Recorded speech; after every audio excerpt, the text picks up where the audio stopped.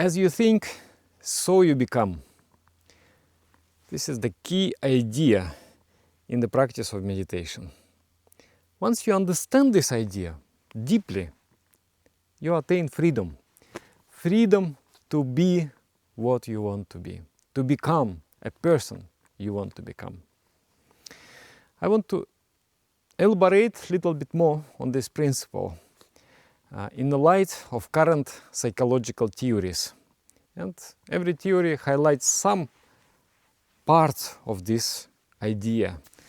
And the more we understand this idea, the better for us.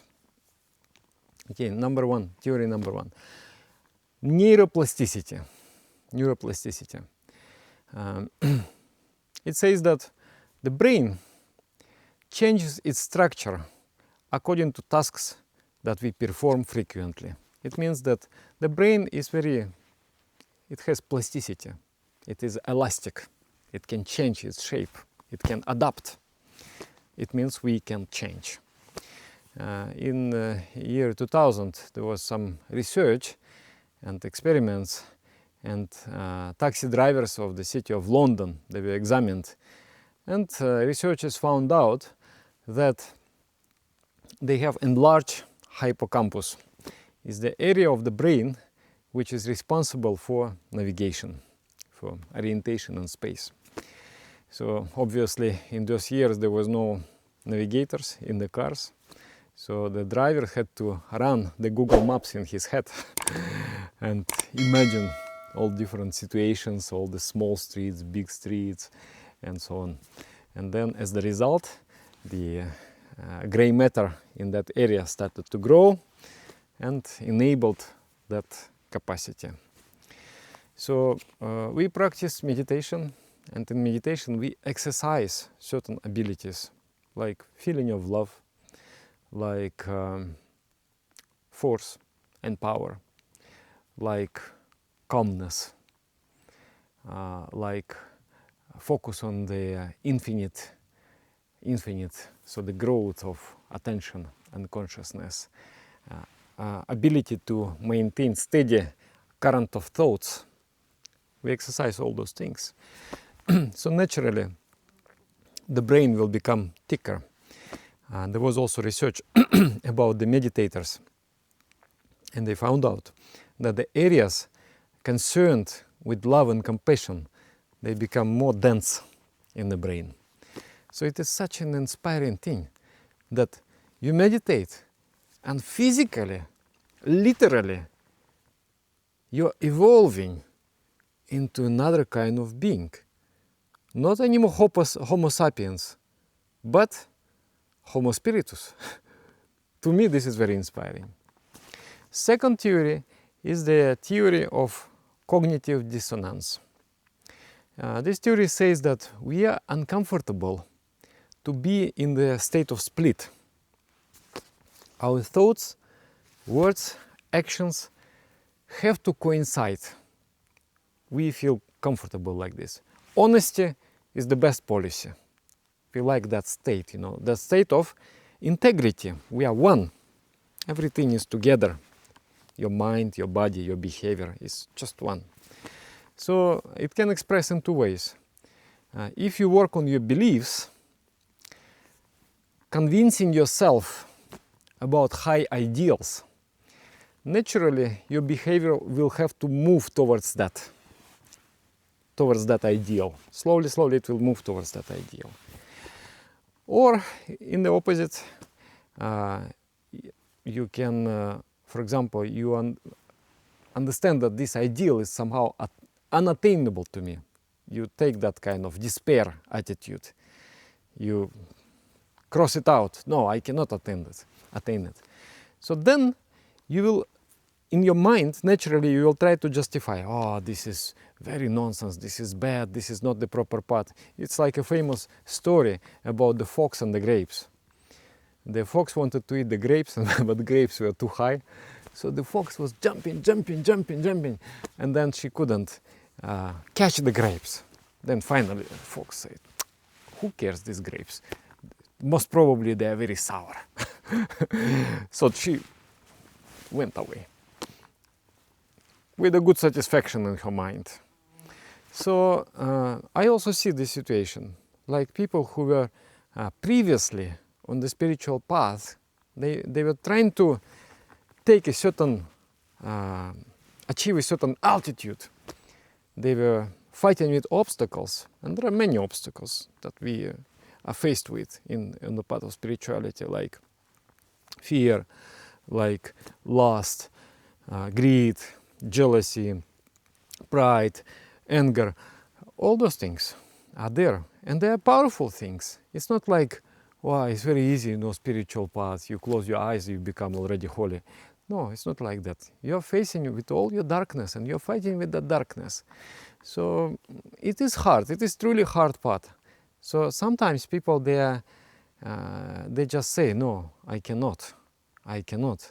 They go into that despair. And then after, something very interesting happens. Then they try to explain themselves. That this was not actually worth attaining. This was actually wrong path. And something even more interesting happens. These people who were previously on the spiritual path, they become very negative towards the people who are currently on the spiritual path. Why? Because those people, they disprove their comfortable explanation and they destroy their comfort. It's like the fox is so happy now. It's like, sour grapes. What did I think? Why did I even at all try to grasp those grapes? How stupid of me. And now she's very happy, she's moving. But then a bear comes, and then he takes the bears and, wow, such a great grapes. This is the sweetest grapes of my life. Then the fox will look at this bear and it's like, you are such a hypocrite. You are a liar. Shame on you, bear. So this will happen. I observed many times this situation. So this is the cognitive dissonance, how it works. So I like in Christianity there is this one of the very bad sins is the sin of despair. Whatever mistakes you have done, don't despair. Don't believe that you cannot be a good person. Doesn't matter. Even 1,000 mistakes you have done, it doesn't matter. Still keep the ideal. One day I will reach that ideal. And that very ideal, the very presence of that ideal will keep improving you as a person. Even if you have to fall 1,000 times. This is the teachings of, that's my understanding of this theory of cognitive dissonance and my conclusions from that theory. Another theory is the theory of self-perception. How I perceive myself. Who am I? What kind of person am I? So, whatever I think about myself, it will naturally affect my behavior. My spiritual teacher, he says, don't think about yourself as of a sinner. Don't say, I am a sinner, I am a sinner, I am a sinner. He said, to whom you're saying this? To God? God knows that you are a sinner. You don't have to give him that kind of information. Rather, you should say, God, I am your loving son, I am your loving daughter, you are my loving father. So in that way, you will cultivate purity within yourself. And that purity will make you immensely powerful person. That feeling of truth will make you immensely powerful person. So what is this self-perception theory? For example, you start to do volunteer work. And in that volunteer work, in a hospital or anywhere, you like feeding homeless or whatever, just you're doing some service. When you regularly observe yourself doing good things, your self-perception starts to drift. It will start to shift towards, I am actually a good person. I am a good person. I always help people. And that self-perception is like a circle.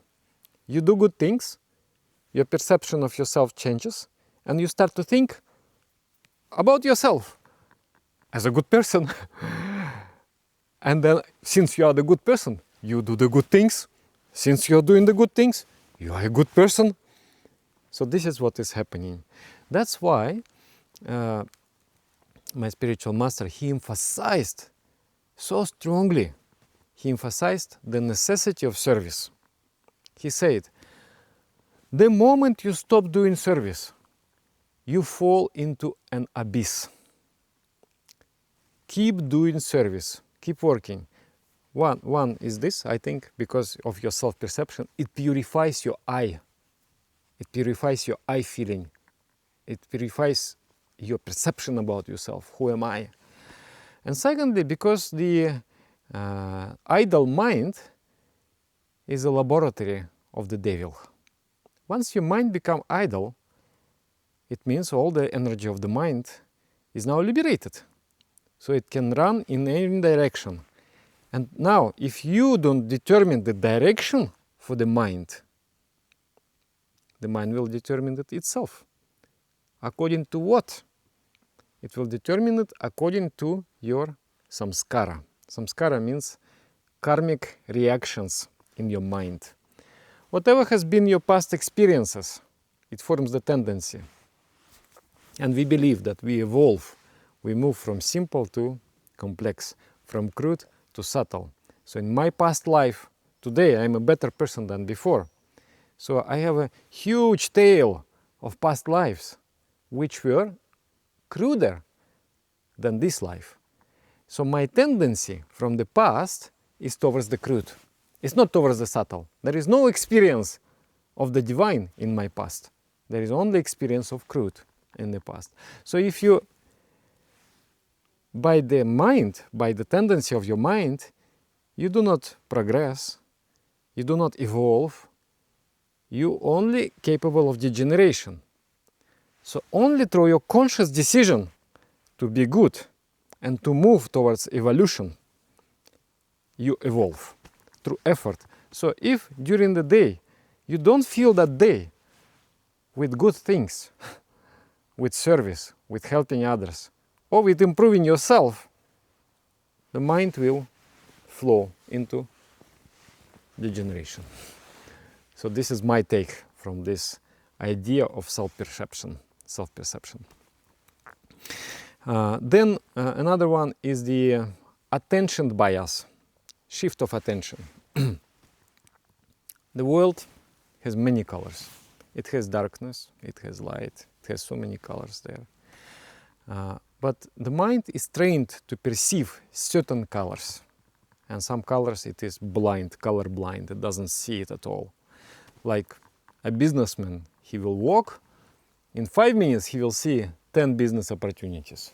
Some are more lucrative, some less lucrative. The person who doesn't have that kind of mindset will just like, what? What? Like you come in the forest, the same businessman come in the forest. He will look like, how to survive here? There is no food. Some other person is like, come on, what is no food? Look, the berries are there. Look, the bark. You can survive, at least a few weeks you can survive easily here. Mind is trained to see. You know, there is a very interesting story, like two people, they're walking in the streets of New York. And suddenly, and one was American Indian, and suddenly he says, do you hear the crickets? Other one is like, what crickets? We're in the middle of New York. Come on. How can we hear any crickets? He said, come, I will prove you. So they come, and then he shows on the lawn. He says, see? And they really see the cricket. He said, wow, how is that even possible? I mean, amongst all the buses and all the cars and everything and paper and then, you know, people walking, how you can hear that kind of sound? You must have an extraordinary hearing power. No, I don't have extraordinary power. I will prove you. He takes out the coins and then he drops on the ground. In this moment, people 50 meters away, they turn. He says, you see, this sound is not more loud than the sound of the cricket.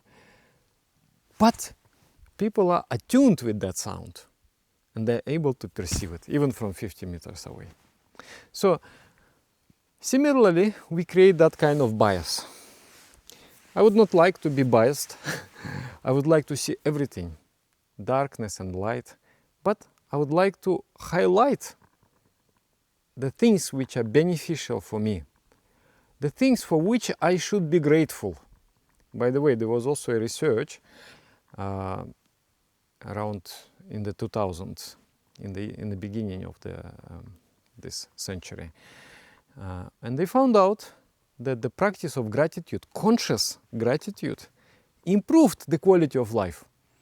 The person started to feel happier. So let's see the world. So if you train yourself to notice something positive, why in the world full of opportunities, in the world which is full of good things, why not to be happy?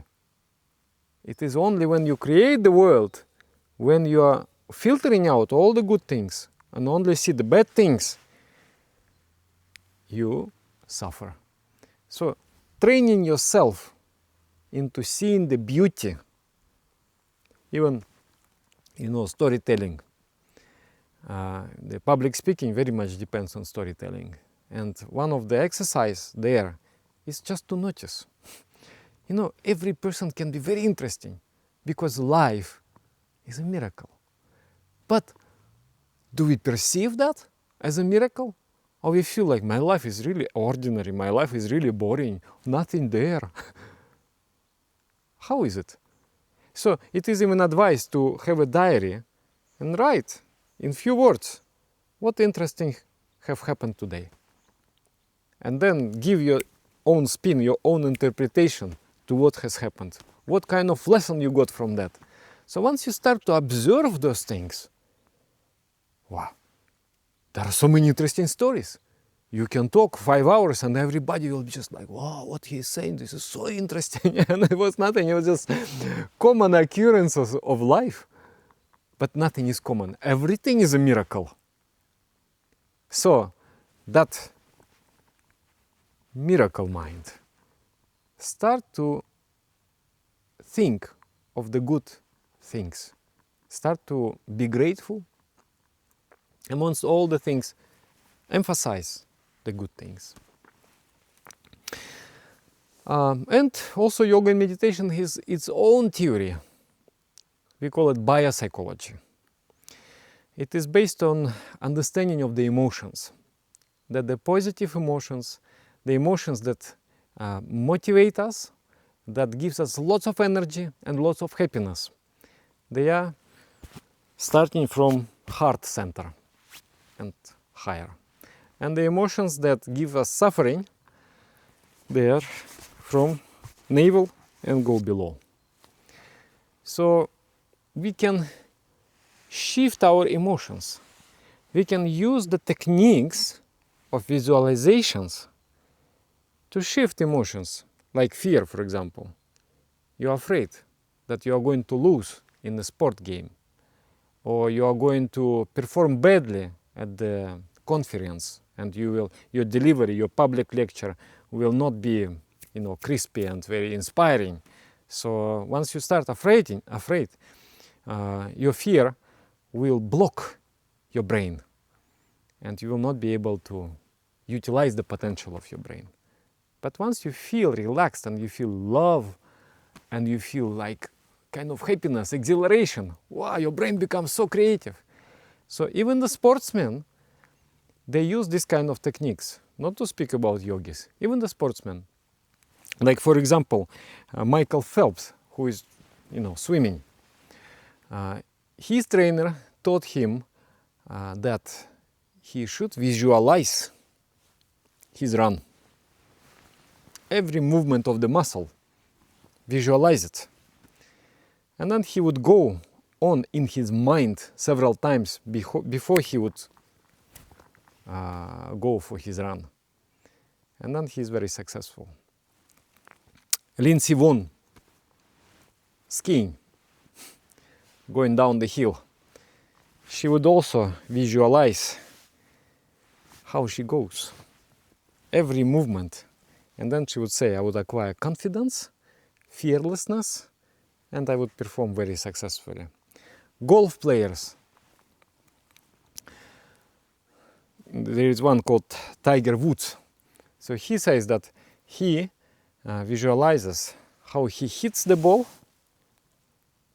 and then how the ball lands and then how he goes into the hole. And then he's also a very successful player. So you can, through visualizations, through voluntarily experiencing a set of certain emotions, you can bring yourself in the proper state of mind, which is much more successful. So in meditation, we deploy very powerful visualizations and set of emotions. We train ourselves to experience love, peacefulness, happiness. So see how the brain grows. It becomes thicker in that areas. We train ourselves to experience constant flow of concentration, unbroken attention. The brain grows thicker.